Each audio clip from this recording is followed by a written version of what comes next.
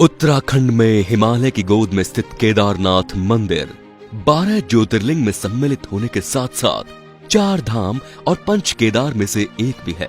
यहाँ के मुश्किल मौसम की वजह से ये मंदिर अप्रैल से नवंबर महीने के बीच ही खुलता है। कत्यूरी शैली से बने पत्थरों के इस मंदिर के बारे में कहा जाता है कि इसका निर्माण पांडव वंश के राजा जन्मोजय ने करवाया था। यहाँ स्थित शिवलिंग अति प्राचीन है। कहा जाता है कि 8वीं शताब्दी में आदि शंकराचार्य ने इसका जीर्णोद्धार करवाया था। जून 2013 के दौरान भारत, उत्तराखंड और हिमालय में अचानक आई बाढ़ और भूस्खलन में केदारनाथ सबसे प्रभावित रहा।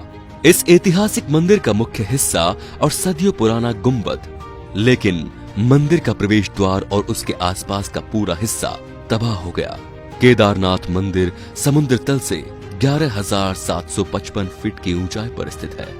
और अब जान लेते हैं कि कैसे 200 सालों तक केदारनाथ मंदिर बर्फ में दबा रहा और इसका इस मंदिर पर क्या असर पड़ा। वैज्ञानिकों के अनुसार केदारनाथ मंदिर 400 सालों तक बर्फ में दबा रहा, फिर भी इस मंदिर को कुछ नहीं हुआ।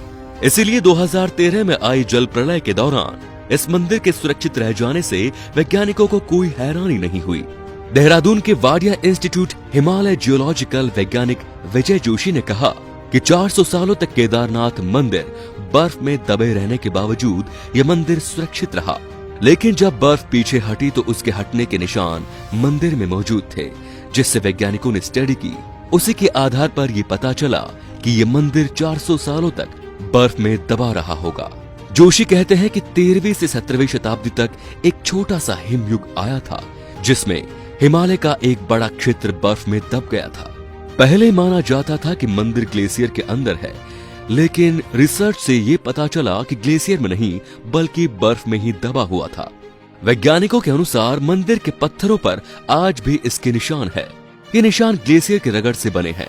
ग्लेशियर हर वक्त खिसकते रहते हैं। ये न सिर्फ खिसकते हैं बल्कि उनके साथ उनका वजन भी होता है और साथ ही कई चट्टानें भी उनके साथ होती हैं, जिसके कारण उनके मार्ग में आई हुई हर वस्तु रगड़ खाती है। जब 400 साल तक ये मंदिर बर्फ में दबा रहा होगा तो सोचिए मंदिर ने इस ग्लेशियर के बर्फ और पत्थरों के रगड़ को कितना झेला होगा।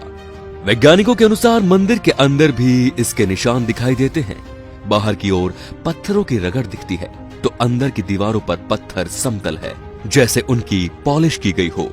बताया जाता है कि मौजूदा केदारनाथ मंदिर के ठीक पीछे पांडवों ने एक मंदिर बनवाया था, लेकिन ये वक्त की थपेड़ों की मार नहीं झेल पाया। वैसे गढ़वाल विकास निगम के अनुसार भी मौजूदा मंदिर का निर्माण 8वीं शताब्दी में आदि शंकराचार्य ने करवाया था, यानी छोटे हिमयुग के दौरान, जो कि 13वीं शताब्दी में शुरू हुआ था। उससे पहले ही ये मंदिर बन चुका था। वाडिया इंस्टीट्यूट के वैज्ञानिकों ने केदारनाथ इलाके की लाइकोमेट्री टेंडिंग भी की। इस तकनीक से शैवाल और उसके कवक को मिलाकर उनके समय का अनुमान लगाया जाता है। जोशी ने कहा, लाखों साल पहले चोराबारी ग्लेशियर के पीछे हटने से केदार घाटी बनी। जब ये ग्लेशियर पीछे हटते हैं तो वो रोड रोलर की तरह अपने नीचे की चट्टानों को पीस देते हैं और साथ में बड़ी बड़ी चट्टानों को छोड़ जाते हैं। जोशी कहते हैं कि ऐसी जगह मंदिर बनाना इंजीनियरिंग का एक अद्भुत नमूना है। उन्होंने एक ऐसी जगह और एक ऐसा सेफ मंदिर बनाया कि आज तक उससे कुछ नुकसान नहीं हुआ। वैज्ञानिक डॉक्टर R.K. डोवाल भी इस बात को मानते हैं कि यह मंदिर बहुत ही मजबूती से बनाया गया है। केदारनाथ मंदिर 85 फीट ऊंचा, 187 लंबा और 80 फीट चौड़ा है। इसकी दीवारें 12 फीट मोटी हैं और बेहद मजबूत पत्थरों से बनाई गई हैं। मंदिर को 6 फीट ऊंचे चबूतरे पर बनाया गया है। ये भी एक हैरान करने वाली बात है कि इतने भारी भरकम पत्थरों को इतनी ऊंचाई पर लाकर और तराशकर कैसे एक मंदिर की शक्ल दी गई होगी। जानकारों के मुताबिक पत्थरों को एक दूसरे से जोड़ने के लिए इंद्रलोकी तकनीक का इस्तेमाल किया गया था, इसीलिए ये मंदिर भूकंप रोधी इमारत में तब्दील हो गया। ये मजबूती और तकनीक ही मंदिर को नदी के बीचों बीच खड़ा रखने में कामयाब हुई। तो दोस्तों, ये भोलेनाथ का चमत्कार ही है कि आज भी ये मंदिर ज्यों का त्यों खड़ा है और इसको कुछ असर नहीं हुआ।